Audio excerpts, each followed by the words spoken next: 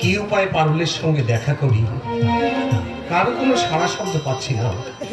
জানালায় উঁকি দিয়ে দেখলাম ইন্দ্রজিৎ বাবু অঘরে দিবানিদ্রা যাচ্ছে, নীলুদা এদিকে আসছে না।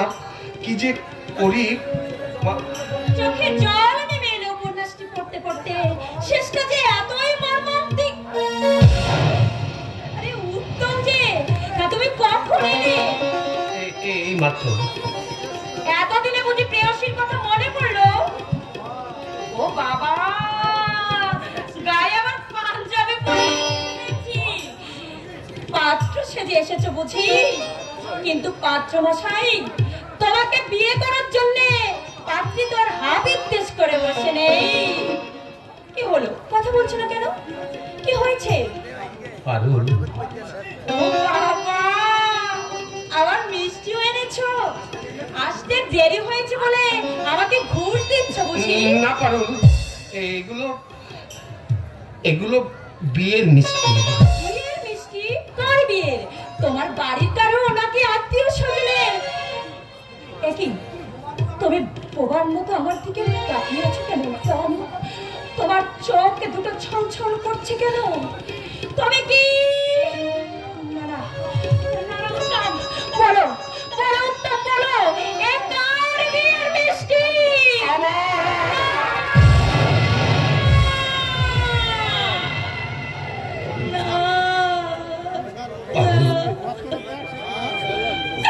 মৃত্যুর আগে বাবা একজনকে কথা দিয়ে গিয়েছিল, আমি বাড়ি গিয়ে দেখি আশীর্বাদও ঠিক হয়ে গেছে।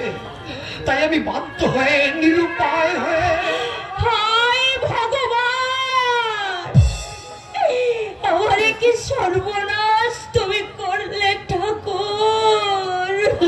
আমি জানি পারু, আমি জানি আমাকে ভুলতে তোমার কষ্ট হবে। আমার স্মৃতির পাতা থেকে তোমার ছবিও কোনোদিন মুছে যাবে না পারু। তবু আজ আর কোনো উপায় নেই। আজ আমি নিরুপায় পাবো। এই অসহায় উত্তমকে তুমি ক্ষমা করে দিও পারু। তুমি অন্য কাউকে স্বামীত্বে বরণ করে নিও। আমি আমার চোখের জলে প্রতিনিয়ত তোমাদের সুখী জীবন কামনা করব। জীবন তুমি ঢেকে দিলে সুখের সূর্য,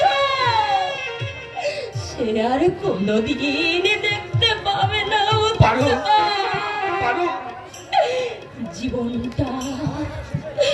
জীবনটা আমার এখানে শেষ হয়ে গেল। আর আমার বিয়ে হবে না। বাবার কাছ থেকে হয়তো আমাকে অনেক দূরে চলে যেতে হবে। দুদিন পরে সবাই আমার দিকে আঙুল তুলে হো হো হো করে হেসে বলবে, ওই চাই সেই অবৈধ সন্তানের মা। হ্যাঁ উত্তম, আমি যে আজ সন্তান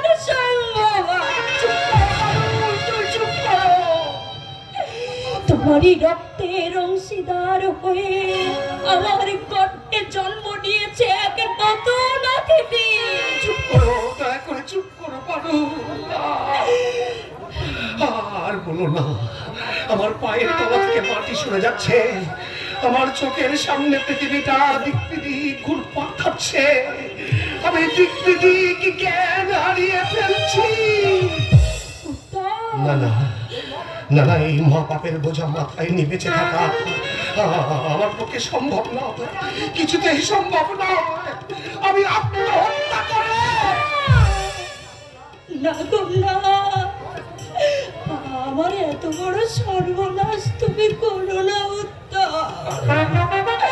পৃথিবীর যে কোনো জায়গায় তুমি জীবিত অবস্থায় থাকো, আমি তোমারই ধ্যানে আমি আমার জীবনটা কাটিয়ে দেব। আমি যে আজ আমার ভালোবাসার চরম পাওনা পেয়েছি, সেই পাওনাই হবে আমার নারী জীবনের সম্মান। উত্তম, তুমি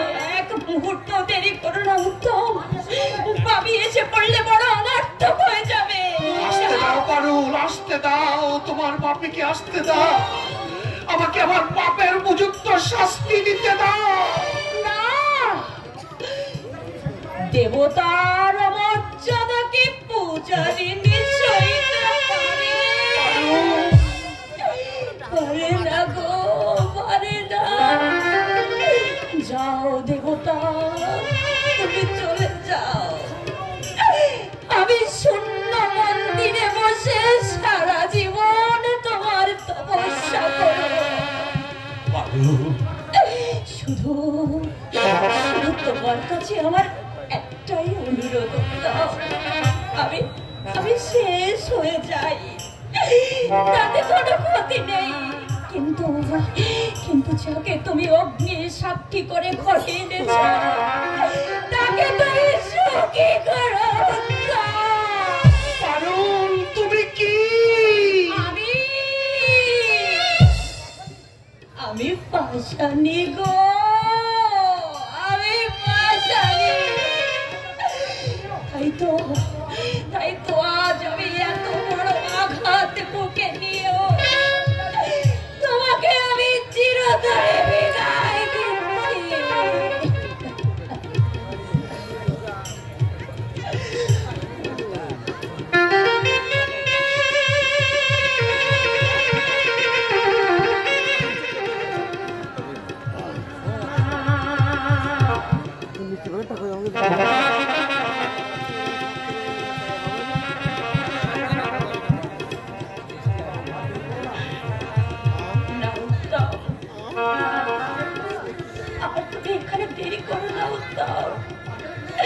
ভাবি হেলে যে বড় বিপদ হয়ে যাবে, তুমি চলে যাও, তুমি চলে যাও।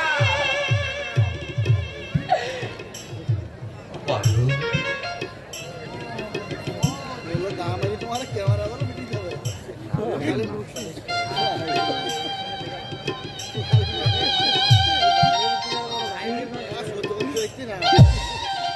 কত বসি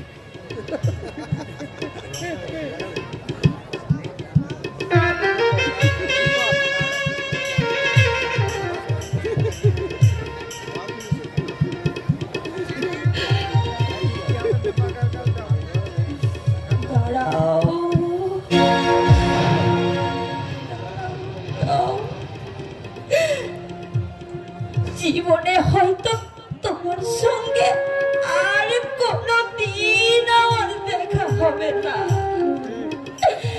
শুধু যাওয়ার বেলায় এই হতভাগিনীর একটা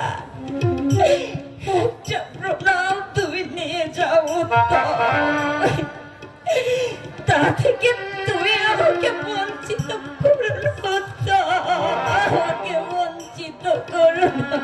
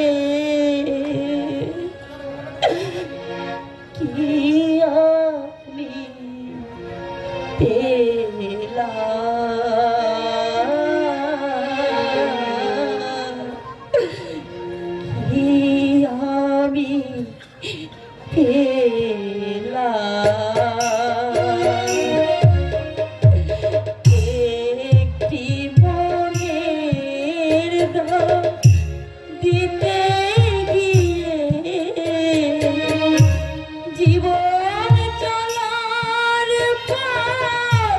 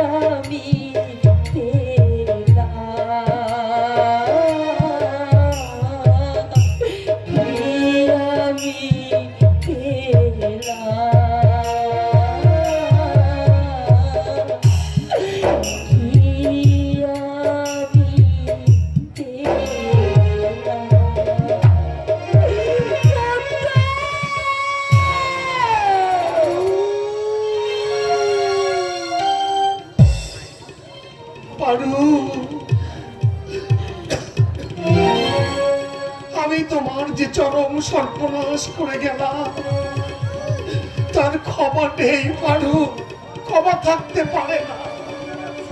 তুমি আমায় অভিশাপ দিও পারু, সারা জীবন ধরে তুমি এই অসহায় উত্তমকে অভিশাপ দিও।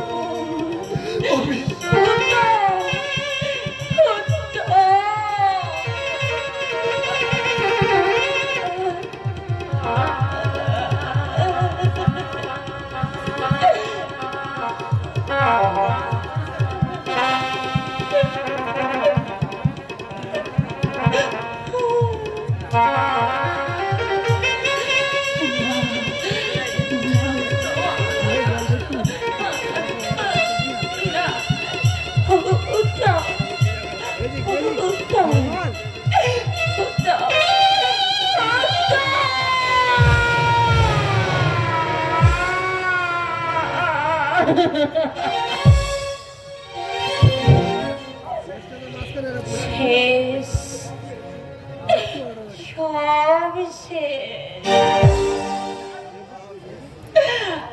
আর হয়তো কোনদিন তার সঙ্গে আর দেখাই হবে না। তার সঙ্গে কথা বলছো দিদি ভাই? তোমার মাস্টার মশাইয়ের সঙ্গে। মাস্টার মশাই এসেছেন? কই, কোথায় তিনি? ও নীলুদা, নীলুদা, আমাকে ছেড়ে এসে চিরদিনের মতো চলে গেল নীলুদা। সে বিয়ে করেছে নীলুদা, জানো নীলুদা, জানো? ঘরে তার আজ নতুন আর আমার খাঁচা, আমার খাঁচা আজ শূন্য নীলুদা। আমার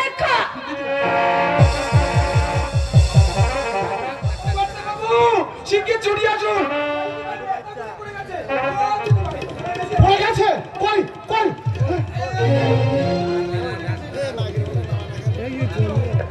পারুন, পারুন, মামনি, এই যে একেবারে অসার।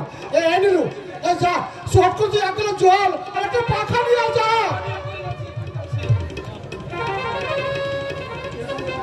এরকম তো কখনো হয় না। হঠাৎ আজ কোনো অসুখ বিসুখ করেনি তো? পারুন, মামনি, এ পারুন, পারুন, মামনি, আচ্ছা ঠিক আছে। আচ্ছা নীলু, তুই একটা কাজ করতো, তুই শর্ট করে ডাক্তার বসকে একবার ডেকে নিয়ে আয়। আরে যা, দেরি করিস না, যা।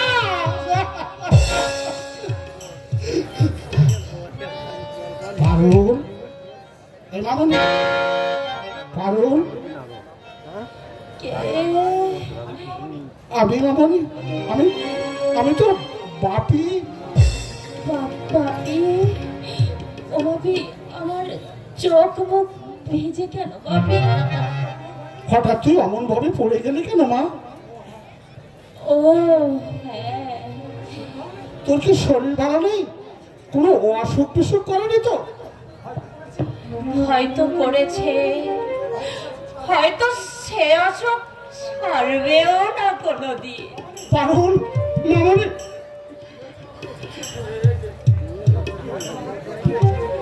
কি ব্যাপার মিস্টার রয়, এত ডাকা ডাকি? হ্যাঁ দেখুন তো ডাক্তার, মেয়েটা আমার হঠাৎ কেমন সেন্সলেস হয়ে পড়লো। আপনি একটু ভালো করে পরীক্ষা করে দেখুন না। ঠিক আছে, আপনি উত্তেজিত হবেন না, আমি দেখছি।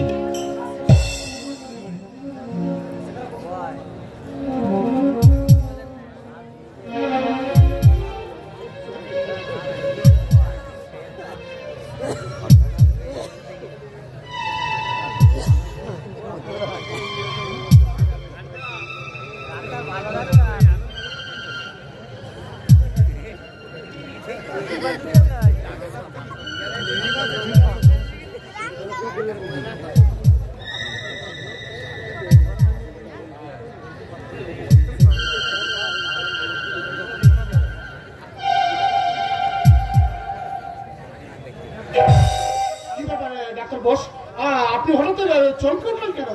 কি হয়েছে মামনি? কথাটা এখানেই বলবো? হ্যাঁ বলুন।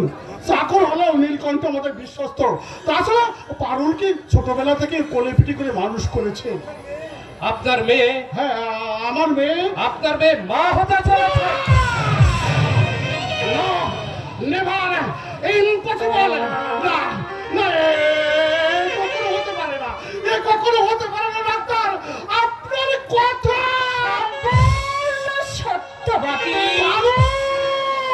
ভুল করেছি বাপি, আমি যে মহা ভুল করে ফেলেছি।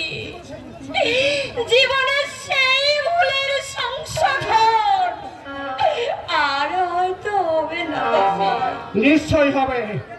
বল বল, কে তোর সর্বনাশ করেছে? আজ তাকে ধরে নে, আমি তোর সঙ্গে বিয়ে দেব। সে যে অন্য আরেকটা মেয়েকে বিয়ে করেছে বাপি। আইনের সাহায্যে আমি তাকে সময়োচিত শিক্ষা দেব। বল বল মা, কি নাম তার? তার বাড়ি কোথায়? বলবো না বাপি, আমি বলতে পারবো না। কেন বলতে পারবি না? আমি যে তাকে ভালোবাসি বাপি, তার কোনো অমর্যাদা কি আমি সইতে পারি বাপি? সে তোর সঙ্গে প্রতারণা করেছে। ভালোবাসাকে মহান রাখতে আমি তাকে মার্জনা করলাম বাপি। কত ফুলই তো দেবতার পায়ে ঠাঁই পাওয়ার আগে মাটিতে ঝরে পড়ে।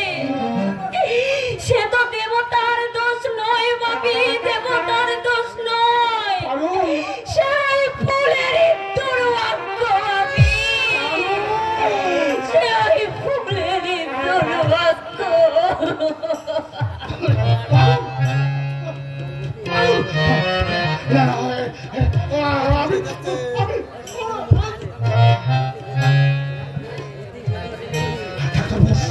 ডাক্তার বসে এই বিপদে একমাত্র আপনি আমাকে সাহায্য করতে পারেন ডাক্তার। বলুন, আমি কি আপনাকে করতে পারি?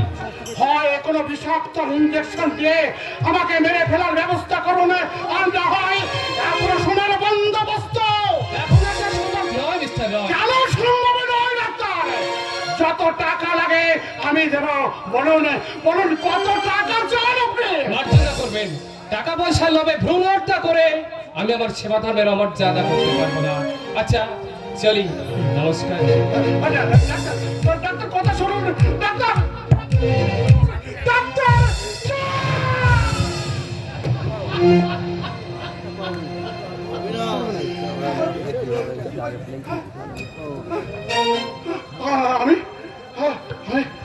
আমি এখন কি করি? দুদিন পর যখন কথাটা প্রকাশ হয়ে পড়বে তখন যে আমার মুখ দেখানো ভারী হয়ে যাবে। না না, আমি এখন কি করি? আমি নীলু, আগে বলুন এই তুই দাঁড়িয়ে দাঁড়িয়ে চোখের জল ফেলছিস। আপনার চশমার ভিতর দিয়ে তো জল গড়িয়ে পড়ছে কর্তাবাবু। আরে অনেকদিন পড়েনি কিনা, তাই আজ অজর ধারায় ঝরে পড়ছে। সেই কবে কেটেছিলাম পারুলকে 5 বছর রেখে, যখন ওর মা মারা গেল, ঠিক আজ আমার বহুদিন পর এমনি ভাবে আবার 2 চোখ পেয়ে জল গড়িয়ে কর্তাবাবু একটু ধৈর্য ধরুন। পাচ্ছি না। দামি দামি রং তুলিতে লাগিয়ে যে ছবি আমি অতি যত্নে নিখুঁত ভাবে আঁকতে চেয়েছিলাম, আজ সেই ছবি কালো কালিতে ঢেকে গেল।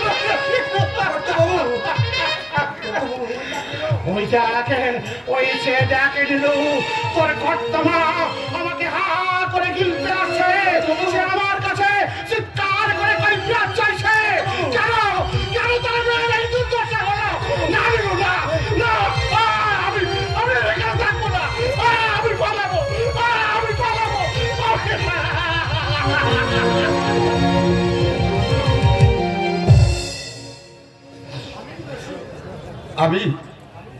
আমি দোষী, আমি পাপী। আমি যদি সেদিন ওই মাস্টারকে এই বাড়িতে ঢুকতে না দিতাম তাহলে আজ এত বড় অঘটন ঘটতো না। তুমি আমার মৃত্যু দাও ঠাকুর, তুমি আমার মৃত্যু দাও।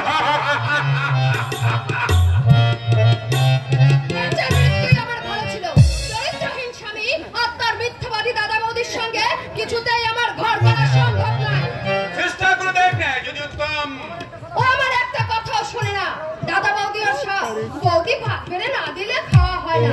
দাদার বিনা অনুমতিতে কোথাও যাওয়া হয় না, কিছু করা হয় না। আর আমি কিছু বলতে গেলে অমনি কেরুকের মতো ফুস করে ওঠে। সবই বুঝলাম, কিন্তু তোমাদের এই কিন্তু আর তবুর জন্য আজ আমার এই অবস্থা। বসন্তকে বিয়ে করলে আমি সুখী হতাম।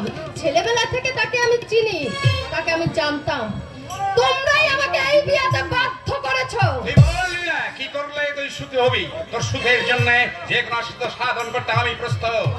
পারবে তোমার ওই বোনাইকে তার দাদা বৌদির কাছ থেকে আলাদা করে দিতে? ওই দাদা বৌদি ওর মাথাটা খেয়েছে। ওরা আশকারা না দিলে এতদিনে ওকে আমি বাগে আনতে পারতাম। তোর কথা আমি রাখবো। প্রয়োজন হলে গৌতম সেনের সংসার ভেঙে দুই টুকরো করে দেব। তাই দিও দাদা। অচিরে আমার কথার বলতো প্রমাণ তুই পাবি। দাদা একমাত্র শেরবন তোর সুখের জন্য পাল্টা এমন কোন কাজ এই পৃথিবীতে নেই রে। আলাদাই আমি হতে চাই, তখন দেখবো ওই দাদা বৌদির জন্য কত দরদ উঠলে ওঠে। দরদ আপনি কেটে যাবে ছোট বউ। থামো তুমি। ছোটবেলা থেকে ও আমাদের অতি আপন করে দেখে এসেছে, তো তাই। থামো তুমি। তোমাদের স্বামী স্ত্রী মিথ্যাবাদীর সঙ্গে কথা বলতে আমার ঘৃণা হয়। বললি আমরা মিথ্যাবাদী? নয়তো কি?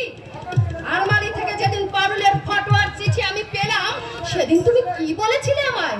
শুধু তাই নয়, পারুলের সম্বন্ধে আমার স্বামীকে বোঝাবার জন্য বৈঠকখানায় বসে যে তোমরা শিখিয়েছিলে, আমি আড়াল থেকে কান পেতে সব শুনেছি। ছোট বলেছিলে না ছোট বউকে বলে দিও পারুল আমার বোন, মানে আমার দাদার শালী। তার সঙ্গে প্রায় আমাদের চিঠিপত্র আদান প্রদান হতো। হঠাৎ একটা গুরুতর অ্যাক্সিডেন্ট এসে মারা যাওয়ায় আমি একথা বলনি। কেমন বেশ তোমার স্বামীর দিব্যি খেয়ে বলো দেখিনি।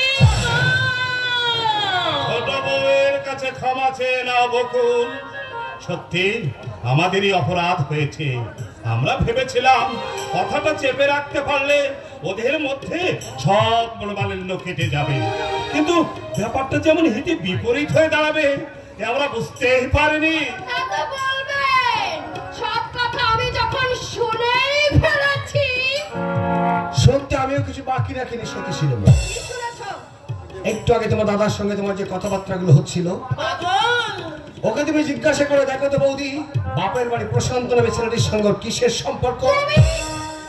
আমি না হয় চরিত্রহীন, আমার দাদা বৌদি না হয় মিথ্যেবাদী। তুমি যদি এতই সতীশীল মনে, তাহলে এখনো বিয়ের পর তোমার এই বাবার বাড়ির ভালোবাসার নাগরকে ভুলতে পারো না কেন? একটু আগে তোমার দাদাকে বলছিলে আমার এই দেবতুল্য দাদা বৌদিকে এই বাড়ি থেকে আলাদা করে দিতে। ছোট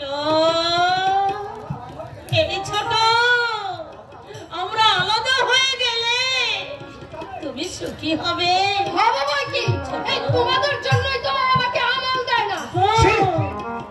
নীলিমাছি, দাদা বৌদির মুখের উপরে এই কথাটা বলতে তোমার বিবেকে একটু বাঁধলো না?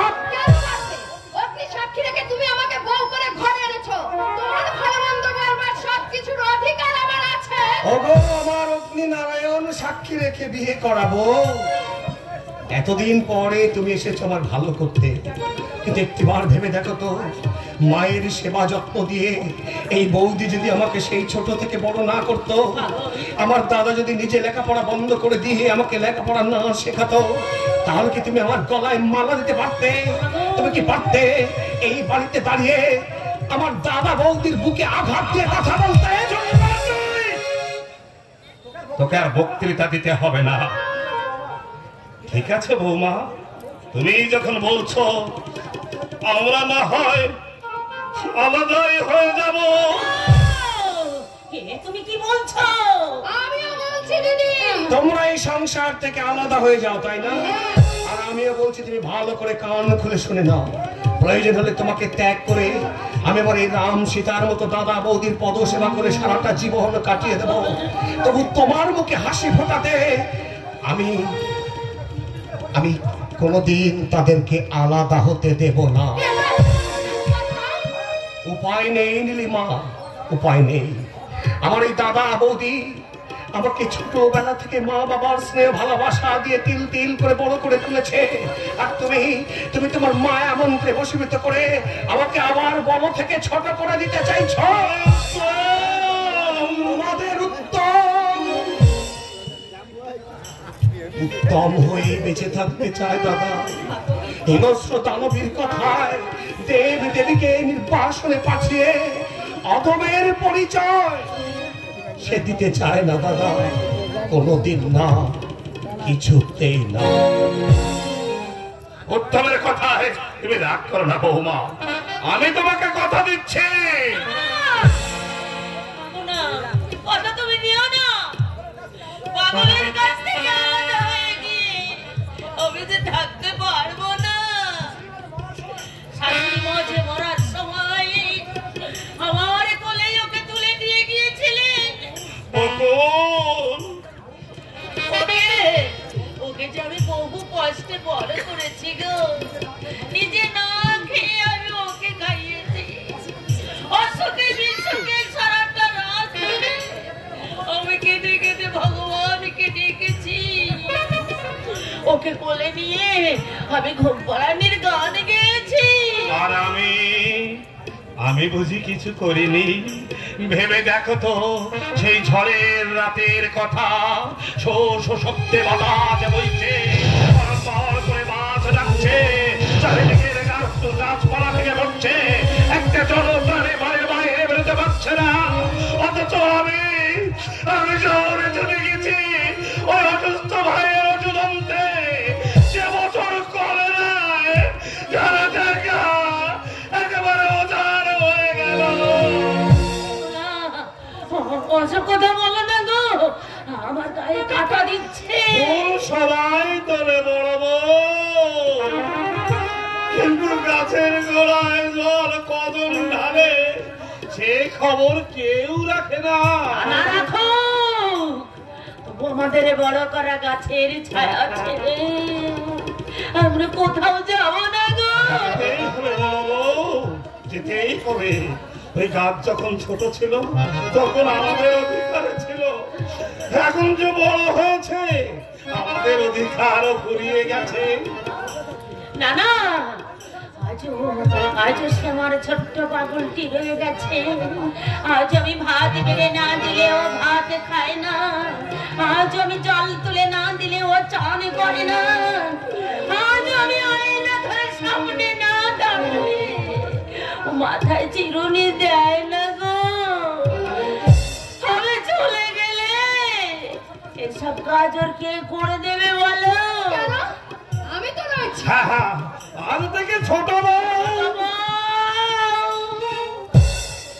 ছোট বউ করবে তার বউয়ের কাজ, আর এই বড় বউ করবে তার মায়ের কাজ।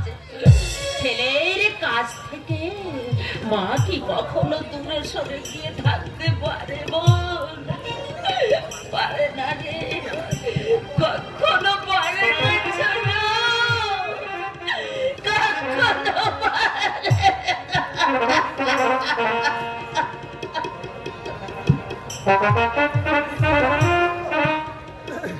দিদির কথাগুলো শুনলেন তো? পাগল ছাড়া তার মুখে কোনো কথাই নেই। আর আপনার ভাইয়ের তো বৌদি মিলে একেবারে ত্রিভুবন অন্ধকার। আপনি বলুন তো দাদা, এসব কি চোখের সামনে সহ্য করা যায়? ব্যথাটা বকুলের একটু বেশি লাগারই কথা বলবা, কারণ মা মারা যাওয়ার পর বাবাও দুরারোগ্য ব্যাধিতে আক্রান্ত হলে সেই থেকে ওই বকুল নিজের হাতে এই সংসারটাকে ফুলে ফলে সাজিয়ে রেখেছে। বা এসব কথা বাদ দিন, দিদিকে কোন রকম রাজি করিয়ে সেপারেট হতে পারেন কিনা তাই বলুন। আমি আপনার চেষ্টা করবো। চেষ্টা নয়, কথা দিন, নইলে আমি বিষকে আত্মহত্যা করবো। করবার আগে এমন স্টেটমেন্ট পুলিশকে দিয়ে যাব। না বাবা না, মাঝে মাঝে কিছু তুমি করে বসো না। আমি তোমাকে কথা দিচ্ছি,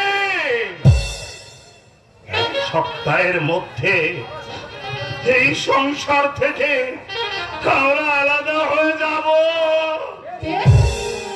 একটা সপ্তাহ তো আমি না হয় মুখ বন্ধ করেই থাকবো, তবে দেখবো আপনার প্রতিশ্রুতির মূল্য কতখানি।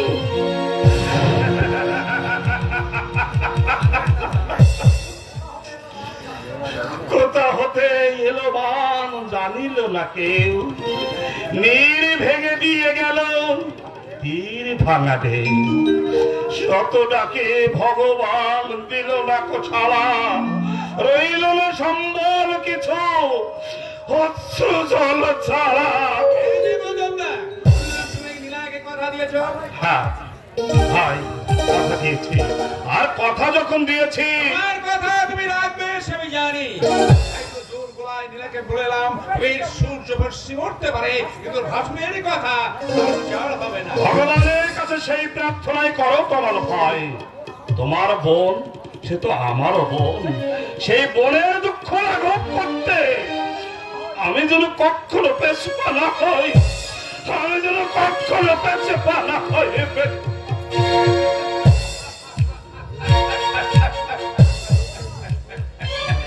একমাত্র বোন আমার, আলাদা থাকলে সুখে থাকবে, আবার পড়লে আমি সাহায্য করবো। দুটো প্রাণী সারা জীবন ধরে খেলেও আমার সম্পত্তির এক কানা করে কমবে না। কমবে, ওই দেড় বাদির উৎকট ভালোবাসা এবার নিশ্চয়ই কমবে। শক্তি নিয়ে তোর বুদ্ধির তারিফ করতে হয়। তোর ভাসুর ঠাকুরকে একেবারে পোশাক কুকুর বানিয়ে ফেলেছিস দেখছি। এই তো সবে শুরু দাদা, দেখবে একের পর এক আমি ওদের সবার দিমাগ ভাঙবই। আজ তাহলে আসবেন, দিন পরের পরে এসে খবরটা নিয়ে যাব। না দাদা, এর একটা ফয়সালা না হওয়া পর্যন্ত তোমার বাড়ি যাওয়া চলবে না। একটা সপ্তাহ তো ও দেখতে দেখতে কেটে যাবে। কিন্তু কুটুম্বের বাড়ি এতদিন থাকা 100 বার থাকবে, 1000 বার থাকবে। এমনি এমনি তো আর বোনের বিয়ে দাওনি, নগদ 50,000 টাকা বরপণে দিয়েছো, তার উপর আসবাবপত্র যা দিয়েছো এরা তার বাবার জন্ম চোখে দেখিনি। তা মোটেও ঠিক নয় তামাল বাবু। বাবার প্রতিশ্রুতি দেওয়া না থাকলে টাকা আসবাবপত্র আমার ঘর ভরিয়ে দিলেও তোমার ওই ডাইনি বোনের গলায় আমি কিছুতে মালা পরাতাম না। কেন ওই পারুল মালা ছিল? তোমার ওই পাপ মুখে তুমি পারুলের নাম উচ্চারণ করবে না, তার সঙ্গে তোমার আকাশ পাতাল ব্যবধান। সে স্বর্গের পারিজাত আর তুমি নরকের কাল। সে অমৃত লালনা আর তুমি নরকের একটা কাল। তুমি কি তোমার সুখের জন্য এত বড় ত্যাগ স্বীকার করলো, আর তুমি তুমি তারই জন্য আমাদের সোনার সংসারটাকে বিষের ধোঁয়ায় ভরিয়ে দিতে চাইছ। সামনে দাঁড়িয়ে কাকে কি বলছো একবার ভেবে দেখো। ভেবে দেখলাম এই যে একজন স্বার্থবান ভদ্রলোকের সামনে দাঁড়িয়ে তার হিংসুটে মুখরা বোনকে তিরস্কার করছে গৌতম সেনের ভাই উত্তম সেন। 50,000 টাকা বরপণ আর কয়েক হাজার টাকার আসবাবপত্র দিয়েছে বলে আমি যে তোমার এই বোনকে স্বর্গের দেবী জ্ঞানে মাথায় তুলে ধেই ধেই করে নাচবো, এখানে বড় সম্বন্ধে বসা। হীন মনোভাবা সম্পন্ন মেয়েদের ঠিক যেভাবে নেগলেক্ট করা উচিত, আমি ওকে ঠিক সেভাবেই নেগলেক্ট করবো।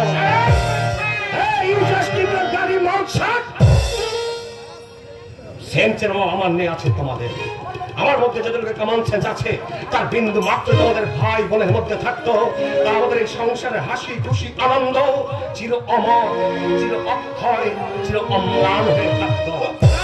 আমি তোমাকে ফার্স্ট আর লাস্ট ওয়ার্নিং দিয়ে যাচ্ছি, তোমার এটা আমার বাড়ি। এই বাড়িতে থাকে গৌতম সেনের মতো মহাকুদার মানুষ, থাকে আমার বৌদির মতো মমতাময়ী নারী। তাই এই শান্তির কুঞ্জে আগুন ধরাবার চেষ্টা করলে আমি কিন্তু পরমাত্মীয় বলে তোমাকে ক্ষমা করব না। না সম্বন্ধী মশাই, যে হাতে আমি আমার সীতা বৌদির পূজা করি, শ্রীরামচন্দ্র দাদার পায়ের ধুলো মাথায় তুলে নি, সে হাতে তোমাদের মারধর করে আমি নিজেকে বিবেকের কাছে ছোট সাজাতে পারবো। হাতে না মেরে তোমাকে আমি ভাতেই মারবো। মানে খুব সোজা, একদম সিম্পল। আমার দাদা বৌদির সঙ্গে যদি মিলেমিশে থাকতে পারো, আমি তোমাকে স্বর্গের দেবী জ্ঞানে মাথায় তুলে রাখবো। আর যদি সবসময় এমনি সাপের মতো ফোঁস থাকো, তাহলে ছাই ফেলতে ভাঙা কুলো যেমন পড়ে থাকে, তোমাকে সংসারে ঠিক তেমনি ভাবে পড়ে থাকতে হবে। মাইন্ডেড।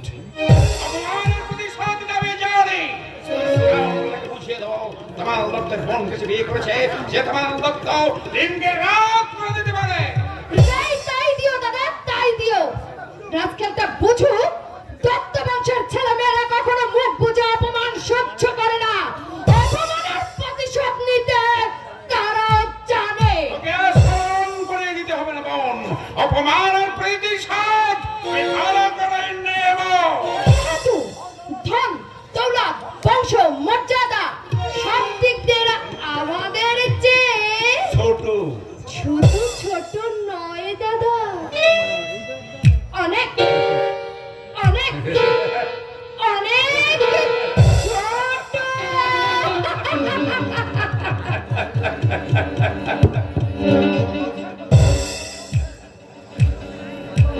উত্তম সেন বমুরানি আন্দুতম সেন বিরেডি। তোমাদের আমি এমন জালের পদার্থ খাবো, আদি ভীষণ অসিত চক্রান্তের হাত থেকে রাং ভগবান তোমাদের বাঁচাতে পারবে না, কিছুতেই না।